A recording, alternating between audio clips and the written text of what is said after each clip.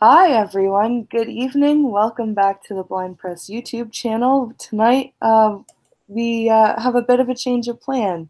It was supposed to be me and my father discussing Star Trek and Star Wars. What was good, bad, and just shouldn't have ever happened about both of them.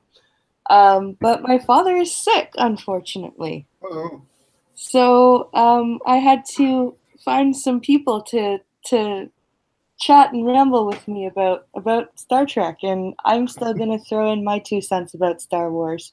Um, because so she had to find as many boomers as she could. I've got Irate Prostate with me here so far, and I'm hoping maybe Skep Talk will join us. Say Greetings. hi, Irate Prostate. Hello. What's happening? All right, I'm just gonna get the link slammed inside chat here, All right. and then we'll Yeah, I'll throw it out, or oot, as we say. I'm in your house tonight, so. what? Wait, come on.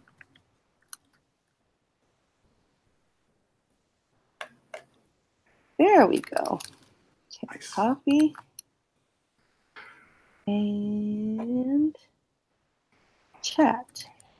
Yes, select chat.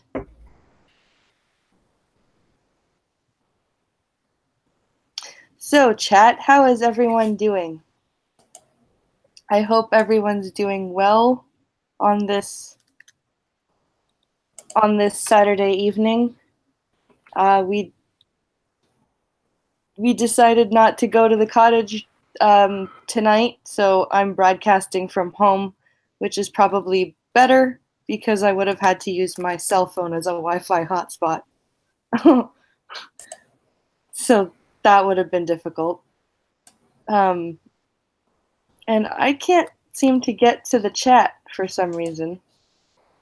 I can. I'm seeing everybody. Right. Hey, what's got a cult? Gulf City Cult of Krill. W.R. Costin. I saw you guys earlier at Weibo's pad. Gunfox 61. What's happening? Jesse. Hey, girl. It's been a while. Yeah, okay. We got some people rolling in. It's Yeah. pretty cool. I'm gonna put out a tweet real quick and tweet that thing.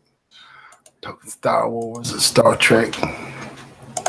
Compare and contrast. And we've got the Hangout links inside chat now, finally. Yes. I was having a bit of a boomer moment. And just before the stream, I would like to say a huge thank you to Cult of Krill for the $50 Streamlabs donation. Thank you so much. That Awesome. helps out a lot.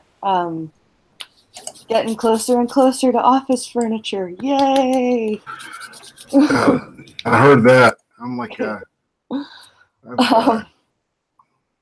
I got a nice donation last night, and I'm thinking about getting an actual decent microphone, something that'll allow the boominess of my boomer voice to boom through. Nice. Yeah. I just noticed that when I listen to myself in the back, there's not as much bass in it as I would like. And I know it's there. So, because you said that you've seen every inclination or every incarnation of Star Trek ever. Mm-hmm. And I guess you love the Star Trek. What do you love about Star Trek? Oh, well, okay. Star Trek was the first thing to make me look at the world as a bigger place and as a smaller place, right?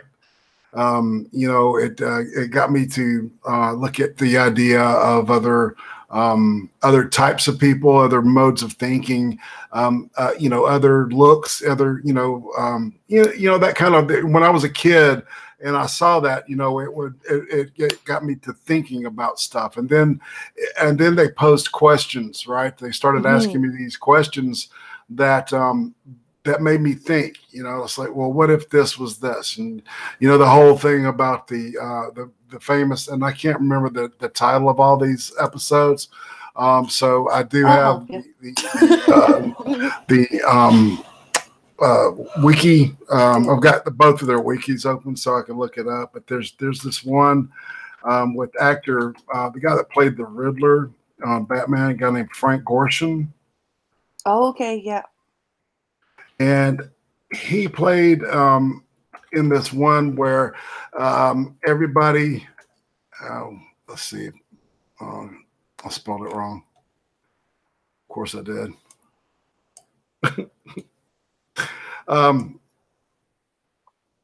But he played, all right, so these people were at war with each other, right? And it turned out that one type of one faction was against the other faction, and both of their faces, one half was black and one half was white, right? Yeah. That one. I know exactly. I can't remember the title of. I'm not great with the titles on the original series. It's more Next Gen and Voyager that I'm really good with the titles on, but I know exactly the episode you're talking about. Yeah, the episode. Okay, I've got it pulled up here. Okay. Of course, he was known for the Batman TV series. He played the Riddler. That laugh was just awesome, and quite infectious. But it was. See, I had known him from. I knew the actor from Batman. So when I saw him in this part, it got me to think. Okay, well, actors, they do other things besides the shit that they're in, right? Yeah. It got me to think that like teachers are real people. Like when I go home, they go somewhere else too. It's not like they live at school all the time. Yeah. I'm trying to find the so he played he played Commissioner Bella in the episode known as God, it's not saying. I don't understand why does it not say this under TOS performers. Oh crap. I bet somebody has already got it out there. Chadwick Dupree.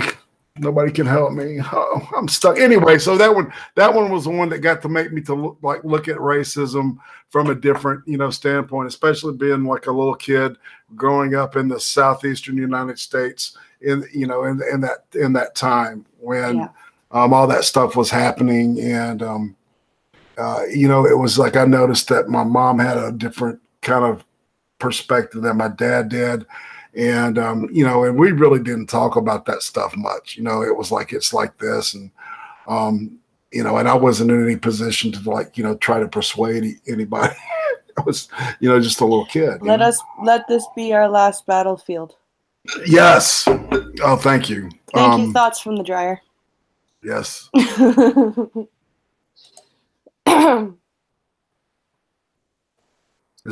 That's okay. That's whenever I think of dryer, I think of Jack Cochran. Yeah. Or Jack motherfucking Cochran. Jack the motherfucking Cochran. That's right. So yeah, all right. So Star Trek got me out of my my 3 or 5 or 10-year-old brain and put me in this bigger place. And got me asking questions about society, and then the mirror universe flipped my shit. and because I've always been fascinated with, with quantum theory and multiverse concepts and things like that. I still love that stuff today. I just watched a great movie the other night, and you should check it out. It's called Coherence, and it's about this dinner party that takes place on the night of this comet.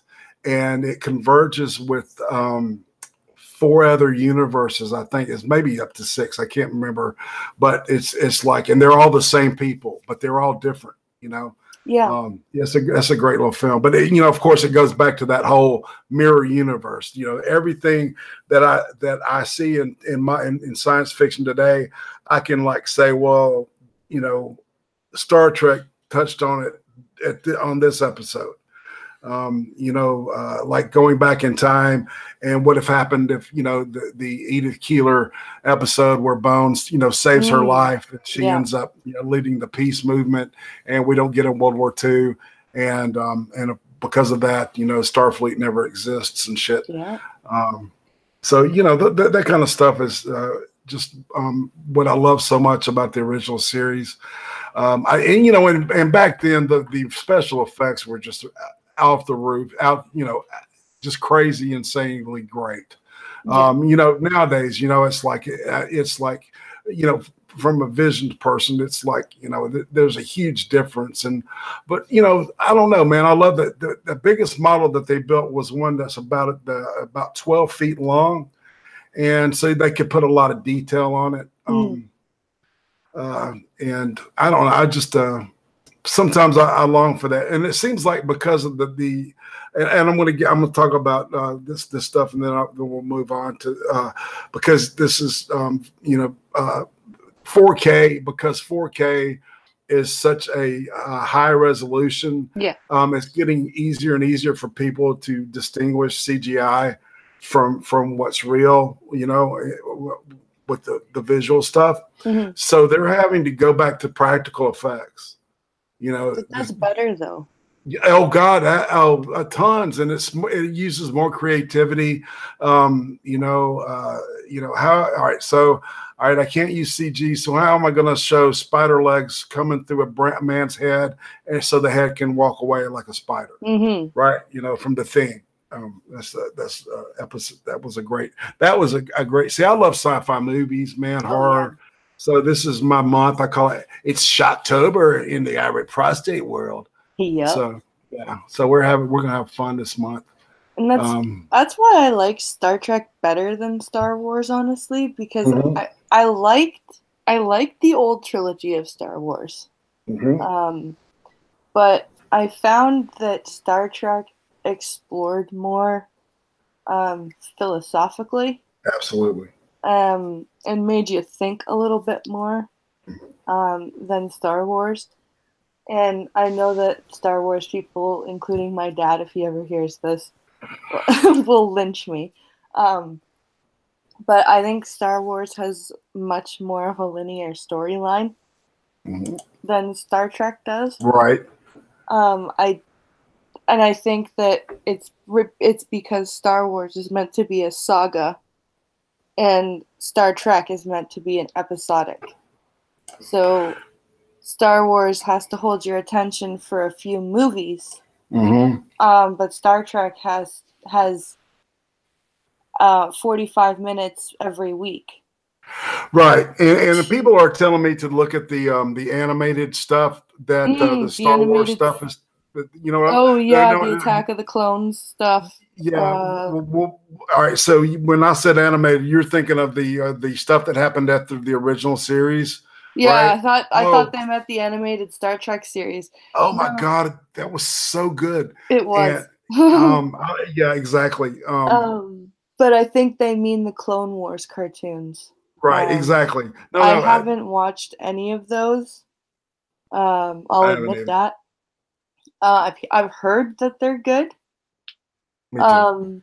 But the shitty part is that Disney, now that Disney has purchased Star Wars, has basically said anything that is before their incarnations of the films is not canon anymore. God, why do they want to fuck with that? Because they're Disney and they can. I know, exactly. That's it's just disgusting and it's just useless. File that under some of the things that should never have happened for Star Wars. Well, yeah, right. Disney shouldn't have had access to anything outside of the Disney canon, creativity-wise. No. Right, like Marvel.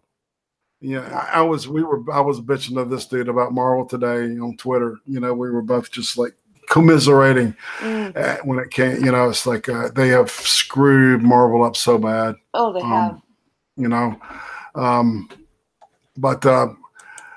So all right, staying focused on Clone Wars, 1,000 times better than any of the other prequels. Yeah, you know what? I would not doubt that. It's on Netflix. I should check it out, actually. The Clone Wars? Yeah. Yeah, it is. And it's like that's on my to-do list. Because, like I said, I didn't like. I loved the old trilogy. Like, I grew up watching the remastered releases on VHS. God damn it, I'm old. No, you're not. Trust no, me. I'm not. I know. Yes. But I remember when the re-releases came out on VHS, and I grew up watching them with my dad, and he showed me the director's cut he had of A New Hope. So the original A New Hope, and he read like where Star Wars kind of catches up with Star Trek is in their books. They have a lot of books, and some of them are really good. Like again, my father used to read a series called The Young Jedi Knights to me, and it was a really good series. The shitty part is that they'll never now that would have been a cool thing to have movies made about, was like a branching off of the Young Jedi Knight series. That's something Disney could have done. See, I haven't read them yet, so I'm not familiar with it. But they're for, like, I would say they're meant for probably 12-year-olds. But they have like more adult books as well.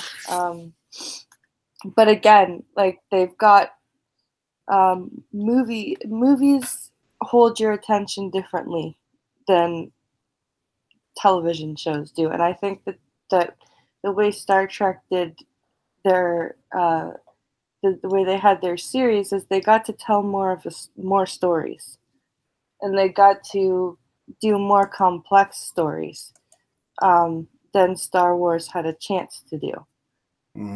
And Star Wars, like, even though they may have had some great books, they'll never get a chance to have those put into film. And Star Trek has the advantage of having a wealth of episodes to fall back on, plus 10 movies if you don't count the new stuff. Which, yeah, I don't. All right, my favorite out of that second trilogy is the middle one. The one, yeah, well, the one where they were making the clones on the ocean planet. Yeah. And and he gets to see, Fett gets to see, what they're doing and everything. That was really my favorite because it really, it gave the atmosphere. Was very atmospheric, right? For Star Wars. Attack of the Clones. Right. Exactly. Yeah. Exactly. That's what. Yeah. Out of the three prequels, that one was the best because Revenge of the Sith was just awful. Phantom Menace had Jar Jar Binks. God, oh Christ, that was so fucking cringy. I mean, the word cringe definitely came from that movie. Oh my God, it's almost like both of every version. See, I haven't really been able to sit through this latest movie because it's just some of the stuff that happened in it. It was like it just didn't draw me in, and I'm like, oh come on, man. I like the first one. The Abrams stuff. It was okay. Force Awakens. Yeah. I was okay with that. But the second one, I was like, oh God. It seems like the second one of the first series, Empire Strikes Back, and then the Attack of the Clones were my favorites out of the both. It's almost like every time they do it, it's like the middle one is the one that I love the most. Yeah. Because I think that probably the Empire Strikes Back is the greatest Star Wars movie. Oh, for sure. And pacing is just it's well written. It's just see a lot of people they want and a lot of people when they go to a popcorn movie and stuff, they don't want to think about shit that's heavy. And so that's those are the Star Wars movies are perfect for that because really they're just either they're westerns or they're kung fu movies. Take your pick. Yep. You know what I mean? Because they got the basic, the good guy against the bad force. The rich man that's coming to town to steal everybody's land off because he found oil on it or some shit. Or it's the people making heroin. In the triads. Bruce Lee's got to go save their ass. So, Luke Skywalker was a perfect cowboy in space. And, and I don't think that if people go into it expecting something like, that's going to strike their, get deep in their, their cortex and just, and get that going, this may, the Star Wars stuff's probably not for you, right? Star Wars is so fun and it's really visually, even auditorially, man. There's the score alone is incredible for that. Which is where you see Star Trek kind of the second series. The Next Generation kind of picked it up a little bit. Yes, they really did. And the second, I remember when the Second Generation took off in that first episode with Q. I fucking hated that. Oh my God. I can see why. Because I'm coming out of what I'm knowing as Star Trek is the original series and the cartoon and the first movie, maybe the first, and Empire Strikes Back had been out at that point. Khan. Wrath of Khan. Yeah, Empire Strikes Back. I'm conflating them now. And that's heresy. But yeah, the Wrath of Khan, that's another one of those movies that's just like a nice, now see, that's a popcorn movie that makes you think, right? So that's got the best of both worlds. And that's Roddenberry was able to take, and if you think about all the stuff, what I loved about Star Trek was that it gave us cell phones. Yeah. If you think about it, everything that they talked about medically, his vision for the future, somebody's tried to ape, even, naming the shuttle the Enterprise and shit. I mean, I don't know. I just, I've got to just, you can tell I've got to, I'm totally in, love with the Trek series, and it's going to be near to me forever. Now, are we going to talk about the elephant in the middle of the room? You mean the tragedy that was Discovery? Discovery. Oh my God. What you had was a fantastic fucking mirror universe idea. Yep. And they just had to get all like SJW with that shit. And I was like, holy jeez, man, why? And there were places like where it really worked. And I really liked the character of the God, what is her name? I'm sorry, I can't even think of it. The lead one? Yeah, it was Charlie. Black chick, Burnham. Yeah, Burnham. But she had a boy's name. Charlie, I think you're right. Yeah. And so Burnham, she was a great character. The fact that she wasn't canon, I was like, yeah. Oh, by the way, Spock had a human sister. Yeah. That wasn't white. A human half sister that was totally a complete black person. Yeah. Yeah, that was like, and see her story. That character was kind of like Worf 2.0. Right? It's like, okay, we've got that orphan that's been raised, by another race. I mean, not another race, but another, God, what are they called? Species. Yeah. Point, all together. Which, Worf I was always into the Klingon stuff. And then when they did it, that's the biggest heresy is they tried to, I think what they tried to do was try to give an artistic side to the Klingons, which doesn't make sense. because they were all like Spartan, and everything. And I just don't know the ornate fucking coffins on the ship and stuff. That I was like, pissed me off so much. Like, what because, the fuck?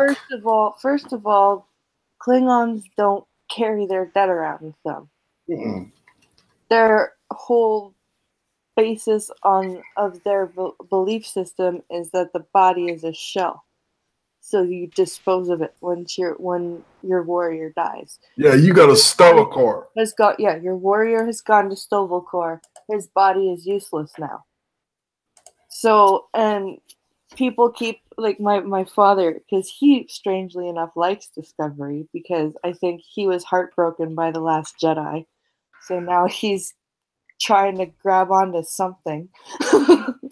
I just got a DM from Skep, and it's his birthday. Oh, shit! I forgot it was his birthday. Yeah, and he's up to his neck in grandchildren and stuff. So he's celebrating his birthday. Happy birthday, Skep Talk, man! Happy birthday, Skep Talk! I completely forgot it was his birthday. Me too. I feel bad.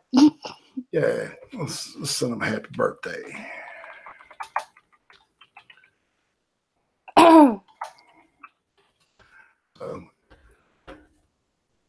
I went in with that. So, all right, you want to talk? All right, so we've got Star Trek.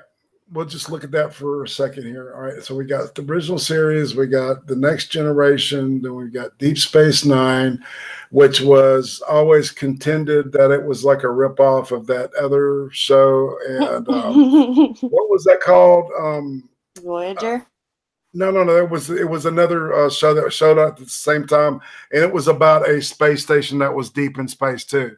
And it had a number. I mean, there was all these weird similarities. Stargate? Not even that. Hold on, somebody will pull it up. I guarantee you, because it was pretty big. Let's hold on. Let's see what's going on here. So Clone Wars 1,000 times better than 3 prequels. If you want to get into the novels, check out the Dark Main trilogy. Let me look up real quick. Oh crap! What? All right. What were we talking about? So what I really it's hard for me to point to what I don't like about Star Trek, but I think what I don't like about Star Trek is the J.J. Abrams stuff. Mm-hmm. I didn't mind the 2009 reboot. Yeah, I thought that was fun, and the reimagined Kirk, with his dad, with the orphaned Kirk, with a little more like teenage angst and pain to burn Babylon off. 5. That's it. I hated that show. Yeah, there was this big contention that Bab 5 and one was a ripoff of the other. DS9. They said it was a ripoff of the Babylon 5 people said. Well, and then there was this deal that DS9 came from stolen scripts of Babylon 5. Mm-hmm. So yeah, there was a huge fucking argument about that shit in Hollywood. It was a big deal. But I love Deep Space Nine. See, I don't know if I believe that, because the writers for DS9 were most of the same writers for Next Gen. Mm-hmm. And they didn't have trouble coming up with stories. No, and I mean, it fit in the way that they, tried to tie in the Cardassians more with it was a brilliant idea. It was really, I thought it was real tight in a lot of places, because they were looking at the Cold War. Right. Mm-hmm. And it was a whole, comment on that. I would have loved to have seen, I wanted to see a whole universe get into the Romulans more, because, they're, and I don't think that's been done in a good way, because they always wanted to tie them back to the Vulcans. Yeah. And and then that movie came out when the Remans were the slaves, on that other moon. I'm like, what the fuck? On Romulus and Remus, the Remans were like the slave, whatever. And I'm like, well, where the fuck did that come from, man? And then they engineered a clone of Picard to fucking take over. Shinzon. File that under things that should have never happened for Star Trek. Well, that's Tom Hardy. Yeah, plays Shinzon in that, which is, I'm like, I remember it was a there was a replay on TV a couple of a year and a half, 2 years ago, and and I was like catching. I had it on the background with some shit, and his voice caught my ear, and I looked over and I said, "Who in the fuck is that?" And it's like, "Oh, dude, oh my God, that is Tom Hardy with big fat lips and no hair." And yeah, and fucking Data had to fucking die. What the fuck was that?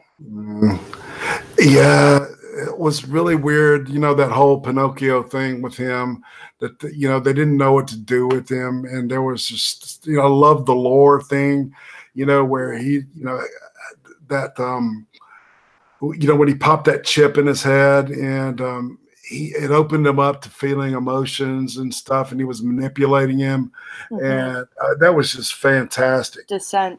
Yeah. Yeah. Yes. Great episode. That was like what, 3 episodes maybe? That was a two-parter. It was a two-parter. Yeah, end of season 6, beginning of season 7. Straight Sith Mail asks,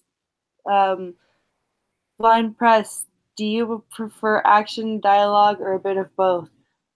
Well, action is hard for me because I can't see, but if there happens to be some good sound effects and some dialogue in the middle of the action, it also helps that I've grown up with some really good, like some of my family members are just really good at describing things, and Pinkalo is really good at describing things. And described video has gotten a hell of a lot better than it used to be. Right. But I lean more towards dialogue, and I think that might be one of the reasons why I like Star Trek more. And it might be why I don't like. Well, it's not like I don't like the original series, but it's harder for me to watch than, say, Next Generation or DS9 or Voyager, because there's a lot more dialogue in those series than in TOS. And that's partially why I like the original Star Wars trilogy so much, because in the action sequences, you've got lots of dialogue. And I think the only really good part of that carried over into the prequels was the pod race, when it was that announcer person. But even then, you didn't really get much out of it if you couldn't see. So that's. But like when you got to the Force Awakens and stuff, it just got to be stupid quips during the flight sequences and like nothing informative. Yeah. Like at least when Han is running away from the fucking stormtroopers in the Millennium Falcon, he's telling Luke what to do, right? He's giving Luke instructions. He's telling people, okay, hold on tight. We're gonna do this, right? But not like that doesn't happen anymore in the new Star Wars movies. Yes, because I guess they assume that that everybody's like so visually fixed on it that they just have a need. Because hang on, man. I mean, I that tells everybody what's fixing to happen. Something big is going to happen because you got to hang on, right? Yeah. And it's like a big left turn. It's like, oh shit, and I lean over the other way. Yeah. Just even something little like that would, it's like I don't think a lot of writers even think about that kind of shit. No, probably not. But that whole hand, because he can't drive the thing. He's like, God damn it, he's frustrated. That was fun. That's That's a great description. I liked it. I like what you just said there. It's an angle that most people don't think about, and like even when my dad starts rambling and ranting, how can you like Star Trek better than Star Wars? And then I point that out, and he's like, "Oh, yeah, okay, I guess." So he's the big. All right, so your dad's the Star Wars guy. Okay. Oh yeah, my dad loves Star Wars. He likes the original movies as well, like the Star Trek, the movies as well. But he's definitely a bigger Star Wars guy. He's got like he was the guy who would buy 2 of each toy, one to open and one to leave in the package. That's right. That's collecting. He had his ex-mother-in-law built him a display case for all of his toys. He had one of those 3D Millennium Falcon puzzles. Oh yeah. That he built. Yeah, he's a huge Star Wars guy. So yeah, that's why I grew up liking both, but I ended up falling in love with Star Trek more. Mostly because of, like I said, how much more descriptive it can be. I'll admit I have a bias for Geordi LaForge. Yeah, it's damn cool that there's a fucking blind engineer on this Galaxy class starship that's the flagship of the fleet. Like, the blind guy made it all the way to the flagship of the fleet. That's fucking awesome. And you can tell that Geordi LaForge wasn't no token. Well, and that's kind of the whole point behind that shit, isn't it? It's like there's a damn fucking dog barking outside. It's I can't hear the dog, but it's like the way that they wrote, everything. It was like, yeah, it's gonna get you to look at social issues, but not in a way that shames you. Yeah. Or tells you, you don't think this way already. You're a piece of shit. You know. And I appreciate that, man, because that's you can tell your dad this. Right before Star Wars had come out, I remember seeing the Mylar, which is this really expensive printing thing. It's metallic looking, and it was printed out. It just said "Coming this summer, Star Wars." Yeah. Right. And as a matter of fact, I saw a paperback in the book, and it had Darth Vader, it was a bizarre version, looked more like a samurai. This paperback, and I can't remember the title, but it was obviously the book that was kind of trying to sell the movie before the movie had come to market. Obviously, because they filmed it primarily, it was a British team, and they did it in Pinewood Studios in London. So, but to make a long story short, we had this thing called a radio station in town where they used to play music, and they would you could call in and win stuff, and I won a pair of tickets. I only used one of them to go see this test of this new film that was coming out, right? And it was on, I remember it was on a Thursday night, and they had given away a whole theater full of tickets for this thing, and there was maybe 45 people in there, and it was a big theater, and this guy sitting next to me looked like he was writing and taking notes, like a writer or something. He was smoking pot.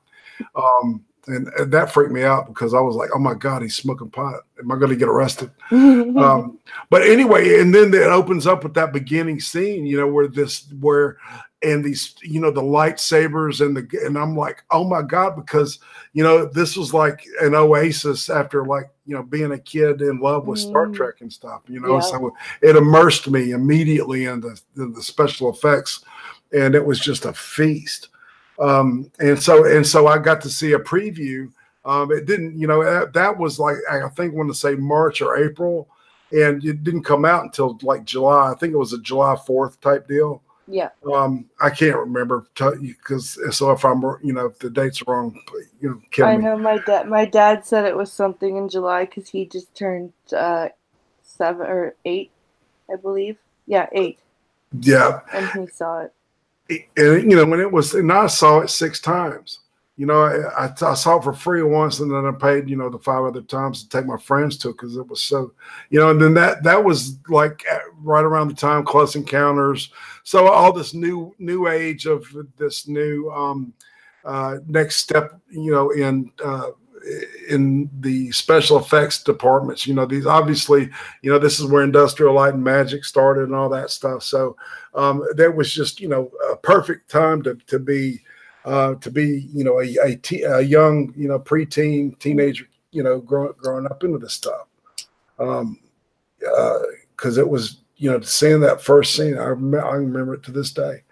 And there was hardly anybody in the theater. It was almost like I had this, special experience. So, yeah. But my mind, even though all that came out, I was still waiting for the Star Trek movie that they kept talking about, and it would. I even went and saw Gene Roddenberry speak in Nashville, and they were going to show this unseen, episode that they found, blah blah blah. Yeah. It ended up being the Menagerie, right? The first couple of episodes that they were originally going to do with the first crew. When Spock had feelings, and have you seen that? The Cage. Yeah, it ended up being The Cage, right? Exactly. Oh God, angry Spock, shouting really, for no reason, Spock. No, not that one. It was the one where where the captain, where Pike, is like, see this, but that was Pike was the captain. Yeah. Yeah, and Spock was the science officer, not first officer. Yeah, and she was Majel Barrett, played the number 1 is what she was called, and she ended up being Christine Chapel instead. Yeah, and she was the logical, unfeeling one, Yeah, and that's was interesting because that's totally the opposite of what women she in other words she had achieved to a point of where she was more logically minded and stuff. So Roddenberry was seeing women as even growing even at that point. So yeah, that was the special magic episode that no one had ever seen, and I'm like, holy shit, hold on now. I saw this. Yeah. So yeah, we were all pissed off. Me and this friend of mine had went. But he was talking about the philosophical stuff, I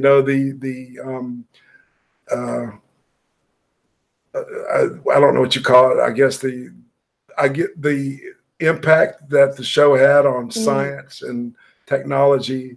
And he kept talking about the movie. So, even at that point in time, I said, I'm watching Star Wars. I'm still wanting to see this, the V'ger, yes, film, which was a lot of people hated that movie. And I thought it was great.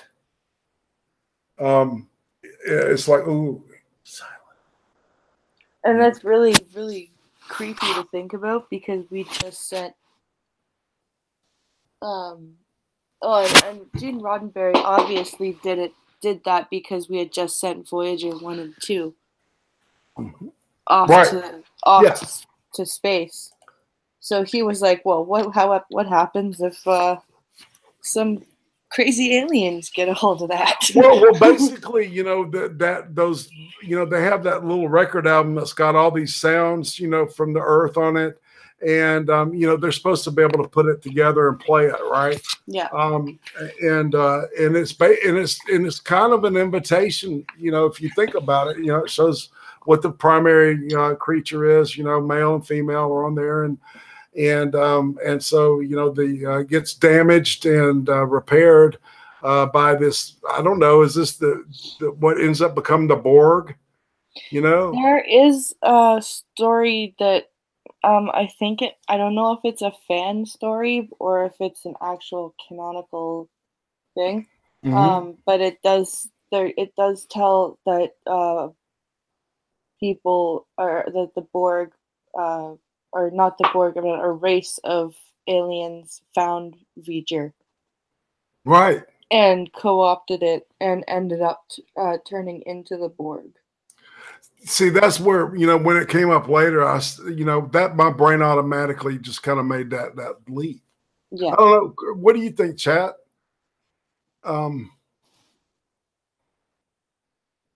Straight Sith Mel met Geordi. Oh, cool. When he was doing Reading Rainbow. I was the only kid in my second grade class when we started watching Reading Rainbow. I was like, it's Geordi LaForge! And all the other kids were like, what are you talking about? Because they went home and they watched fucking kids' cartoons, right? Mm-hmm. I went home and I watched Star Trek Next Generation with my mom. It's like, nobody knew what I was talking about. Well, yeah, and that's kind of sad, isn't it, man? Because Metaphora says Voyager 1 has left the solar system and is still sending data back here. Yeah, that's really cool. Yep. And I don't know how long the battery is supposed to last. It's like a nuclear battery. Am I right? I don't remember, honestly. Because if there was any, like, I think there was a couple of solar panels for when it was still in the solar system, but now it's just going on inertia. Yep. And it's going and going. That's kind of cool. And who knows what gravitational body will pull it. God, that's amazing, to think about, thousands of years from now, it may still be floating out there, man. Just going, Yep. Or it may somehow randomly get pulled in by a different gravitational body and be either destroyed or become a satellite. Yeah, Metaphor says it has power until 2020. So that's not much longer, though. That sucks. No. But something tells me, that battery, some of those nuclear, batteries probably would last longer than what they estimated. I hope that those estimations are like, curving towards the low side of the expectations, So I don't know. I don't know how to speak these words. But it's like I don't get to talk about this stuff a whole lot, with people. It's last time I was hanging out. We were talking with Aiden Paladin. Failure accomplished. I would love to talk Star Trek with those two. Yeah, and Rob Optic K, man, that was a real fun. I think that's in Failure. If you go in Failure's library, one of his channels, it should be up there. I'll find it for you and send you a link if you want to hear it. It was good. Maybe we can hook something up, and I'll get you hooked up with Aiden. She's very sweet, very good person, and she's very amiable. So, you could probably hit her up yourself. Be honest, and she'll at least answer you back. Yeah, that's true. Can't hurt to try. No, it can't. No, it can't. You just ask. You gotta ask. Hi, Fleet Admiral. The resistance is futile. Yes. Uzi and I have been watching the BBC America, getting ready for the new Doctor Who tomorrow night. Oh. I know. I can't do Doctor Who. Yeah. That's it's I believe it's an acquired taste. I can see exactly why people love it and hate it. It's just one of those things that, and it depends. I think a lot depends on the person playing the doctor, their interpretation of what the character is to them. Because I think you have to put some of yourself into it. So, and I don't know about you, but I can't get along with everybody, even though I'd like to. It's just some people that you just I don't like them. Some people just need a smack. And some people just need a smack, and there's just, I can't, we can't gravitate towards everybody. I think and that's okay. It doesn't mean that, you're a bad person or you're antisocial. It just means, one man's meat's another man's poison. Exactly. Or some shit like that. It says, Metaphorist, I liked the ones Tom Baker, with the scarf and everything. Later ones, not so much. Yeah, I never watched the Tom Baker. I couldn't sit through it when I was younger. I was really, the things that I liked from Britain back then were like Monty Python. Yeah. Yeah. It's like you're a kid. You're like, 12 years old, fart jokes and stuff, and Monty Python. They start to get you to think about stuff, in a clever way. They do. They really do. I love Monty Python. That's interesting, because really we're not talking really as much about, the entertainment business as we are, these social methods of getting people to look at themselves and life from a different perspective. I think you hit the nail on the head. It's more of a philosophical thing than it is anything. I mean, Star Wars did tackle some things like slavery. Yeah. But they did it in kind of in a way that a movie does, right? Right. They've got to have a beginning, a middle, and an end, right? And sometimes they use the movie to talk about slavery, and sometimes they just passively show you situations where they've got slaves or servants or anything or something like that. Right. But slavery is pretty prominent throughout Star Wars. Like the C-3PO is always calling people, Master Luke or Master Solo. Oh wow, I didn't even think about it like that. Oh wow.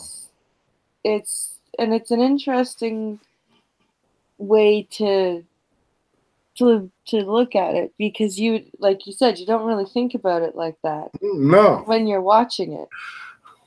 But if you really think about it, the droids are subservient.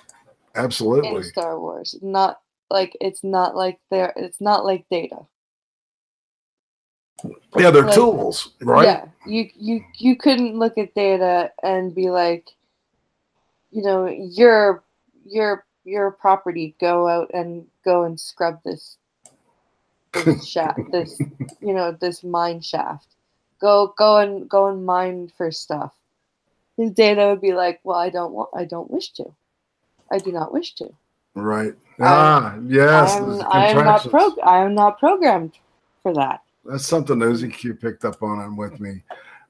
She's like, Data doesn't use contractions. No, he doesn't. And Lore does. Yes, he does. And we were watching something, and she goes, he used a contraction. That's lore. And I'm like, oh shit, you're right. Yep. Or it's season 1.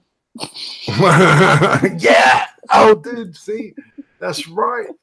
They really had to, rethink them, when they because that whole Pinocchio thing was a real. I remember, that first season. God, I mean, they tore that thing apart. And it's like I like Tasha Yar, man. I thought she was a really interesting character. The way that they brought Denise Crosby back was a little weird, but I was okay with that too. But I thought Tasha Yar's character was, they could have got a lot more in depth with that whole thing, Yeah, she didn't like the way they were making her character though, so she wanted out. and then Yeah. she wanted back in. Yeah, I think a lot of it too is she wanted to go into film. Yeah. And because she was related to Bing Crosby and stuff, she thought that she had kind of like after doing Star Trek, that it gave her that nudge where she thought she had a push, and then she ended up doing Playboy and stuff, and to try to get in the movies and shit, and that didn't work either.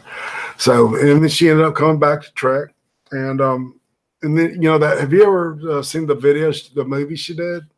No. What is the name of that, man? There's a couple of really great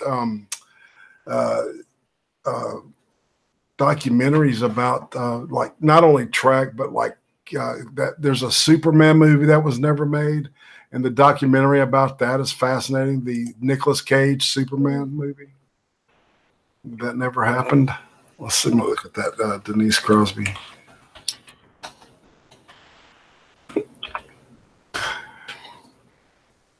Get to share some of this trivia that I don't ever get to share with people. It's all my brain. I just store stupid shit in it. I guess I'm like a mental version of a hoarder.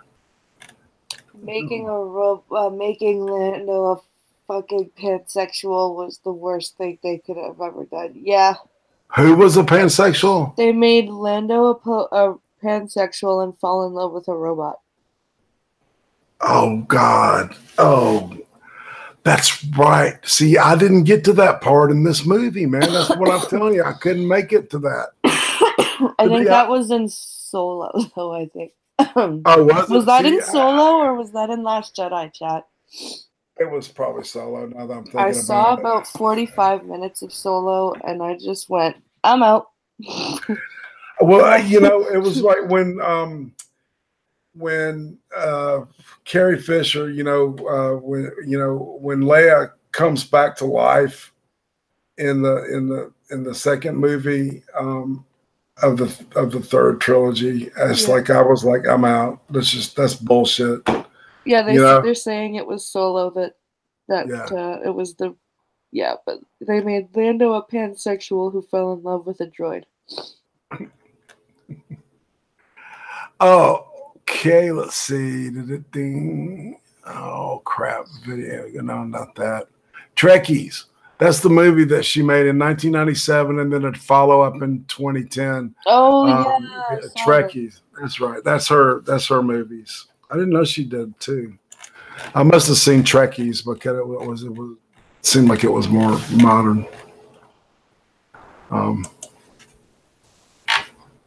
I don't know. It was kind of like, kind of, I don't know, get off track a little bit.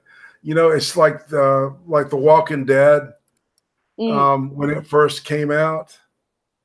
It was like it was making us look at ourselves and wonder, well, who am I in this thing? It's like because I think that was the whole deal. And I think that's one of the main jobs of good science fiction is that it's a mirror, and it reflects back who we are, and we're supposed to, I feel like I'm always supposed to ask myself, who am I in this, and what would I like to become? Yeah. I don't know. I always just think that there's always room for me to improve as a person. It's get kind of weird and heavy on stupid shit. Well, it's not stupid. I mean, it's just a lot of people don't find it interesting.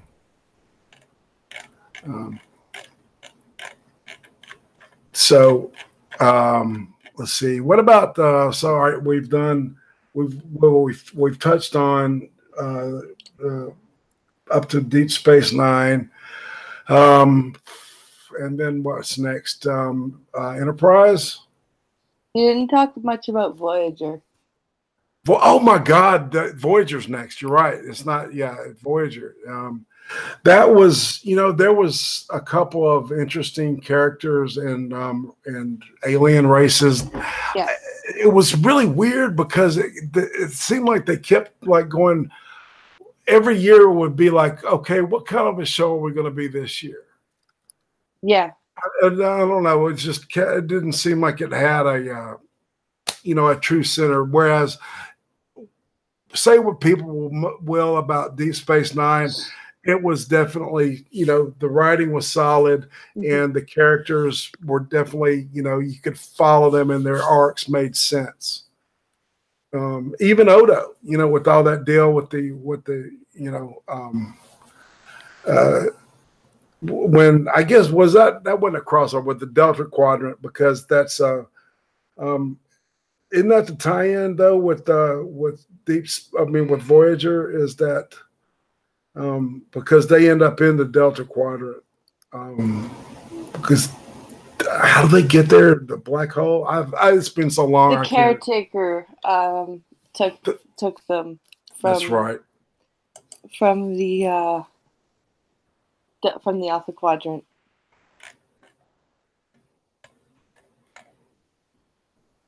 Oh, Metaphora said Voyager was a mixed bag for me. Yeah. Yeah, Voyager. I liked Voyager, but there were some huge writing gaps. Like, they really fucked up the Borg storyline. Really badly. Yeah, and did you ever see the contrast between the God, what was Genevieve Bujold was originally going to be the person that was going to play Janeway, and Kate Mulgrew, you ended up being the one. And if you have ever seen the contrast between the actors, you will know that Mulgrew was made to play that part. Yeah. I can't imagine Mulgrew not being Janeway. She was fantastic in that. And when I was a kid, she was on like soap operas and stuff, Guiding Light or some shit like that. I can't remember, but so I had known her as that. I'm like going, oh God. So when they started it, but the Kazon, I hated. I really thought that they were weak. They never had that adversary until later on when they came up with the Jem'Hadar and the Odo people. What were they called? I can't remember their name either. Which ones? Sorry. The ones that were controlling the Jem'Hadar, the ones that were like Odo that could shape the changelings. Okay. The founders. Yeah. See, my favorite episode was the Vidians. God, they were so weird. It could like beam a dude's lungs out of him, and to replace them, they would just steal body parts from people. That was just creepy, and really, there was some good creepy shit that started in they would do one or two here and there with Next Generation, and then by the time we got to Voyager, they would do some good horror stuff, every now and then, which was always welcome. The giant fucking insect viruses, that was disturbing as fuck. That was crazy, wasn't it, man? Or the episode where 7 of 9 is alone on the ship in the nebula and she's hallucinating. Yeah, and because like everybody's, then there's that one where it's kind of like that, but it's like, I can't remember who's not. It's like it's not Data, but everybody was knocked out but Data, because they were going through this expanse that was just nothing. Yeah. All those big ones where it's just like one person all by themselves. Or that Night Terrors episode from Next Generation. That's the one that I'm thinking of, man, because that thing was fucking. I mean, that was the one where nobody could sleep and they were slowly losing their minds. Yeah. Or nobody could dream. Sorry. Well, it was great. But the one that you were talking about with the insect people experimenting on everybody and shit, that was just crazy too. That was just like creepy. You were right. It was very atmospheric. See, and that's why I like Star Trek more, because you don't get creepy shit like that with Star Wars. You don't get like You know what? And that may be something that they need to look at, down the line is throw a little horror in there, man. See what happens. Yeah, couldn't hurt at this point.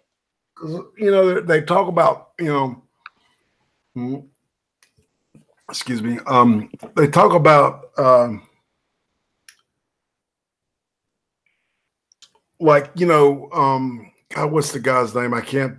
The guy, with the big evil in this one is not not the emperor. Kylo Ren. Not the guy that he answers to. The big old. That dude. Yeah. Andy Fergus's character. Yes. Andy, is it Andy Fergus or Andy Servis? Andy Servis, I believe his name is. The guy who played Smeagol. Right, exactly. It's the same dude. You're absolutely right. I cannot for the life of me remember his name, but he's actually might be the passable part of those movies. Yeah, and what I was alluding to is like that kind of horror, man, is like get into him and how he's fucking evil and shit. And have him like sucking life out of people. Did you there was in the movie Dune, there's just one scene where these people they're rich and they're corpulent and they just they just flaunt, they're like it's like a caste system, right? And this dude just like reaches over and he pulls this plug out of this guy, and the dude bleeds to death right there. Jesus. I know, it's fucked up as hell. And everybody that's in that lower caste have that plug in them, right? Mm-hmm. And all they, and in other words, I've got the power of life and death over all these people, because I can. That's slightly terrifying. It's fucked up, man. and they're called the Harkonnens. That's it. And Sting was in it, the singer from the 80s and shit. But God, what was somebody was saying something? The Minox? Yeah, the Minox in Empire Strikes Back. Yeah. Jerry and Ryan, we were talking about her. I call her Seven of Fine. Yep. Yeah, dude, she was stacked. I need to take a mini break, but I'll be right back. Well, actually, I was going to say we're going to wrap it up pretty soon. I don't stream usually more than an hour and a half. Sure. We're at a good place to stop, if you want to. So I was going to wrap it up here, and sorry for the father-daughter debate didn't happen, guys, but I hope this was still fun because I had fun. Yeah, me too. Thanks to Irate Prostate for coming out and chatting with me. Thank you, Blind Press. You're awesome, man. I'm really grateful that you were put in my path. You're energetic, and I really like your quest for knowledge. It's a groovy thing. Well, thanks very much. It's a great compliment, and I'm glad that everyone here has fun. I love doing this for you guys. Thanks for coming out, chat. You guys were awesome. Thanks for interacting with me. Thanks again, Cult of Krill. You're amazing for that donation and the awesome message that says your content is great and you have enough variety with the Star Trek streams and the gaming streams. Best new streamer of 2018 confirmed. Thank you so much, dude. I second that. That's awesome. Thank you. And since we aren't going to be at the cottage tomorrow night, we will probably be doing the Blindman special, Pink Hollow and I. And the coffee stream will be going on Monday. Hey, cool. Thanks everyone for tuning in. And Irate Monday. Did I say Irate Monday? Oh yeah, of course. And don't forget to check out Irate Prostate and myself. along with Sir Adamantine and Veteran Mountain Man for Irate Mondays at 10 Yes. p.m. Eastern on Yeah. Irate Prostate's channel. Groovy. Thank you. No And problem. tomorrow at 4 o'clock Eastern, 3 o'clock Central, and 1 o'clock Pacific, I'll be interviewing the lovely Makeup by Brooke. Oh, cool. Yeah. And we're going to, another fellow Canadian. So it's going to be the Canadian ladies this month. All right. Yeah. So, and you're next. I am next. Yes. Next so, Sunday. No, it's not next Sunday. It's the Sunday after. Right. Sunday after. That's right. And the 21st. So, yeah. Well, all right. Thanks for coming out, guys. We'll see you later. Have a good one. Thanks, y'all.